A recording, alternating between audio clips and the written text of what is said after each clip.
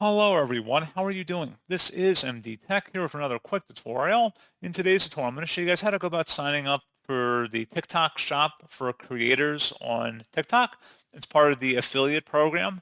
So this should hopefully be a pretty straightforward process here, guys. And without further ado, let's go ahead and jump right into it.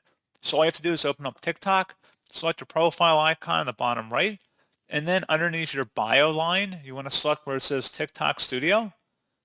Underneath monetization, you want to select where it says TikTok Shop for Creator. Go ahead and select that. And then at this point, assuming you've met the eligibility requirements, such as meeting the community guidelines as well as your age requirement, you can select the apply button. Basically, this will allow you to start earning commissions from every eligible sale you generate by adding product links to your video content. So just something to keep in mind, you can link products to your videos, similar to a feature in YouTube Shopping.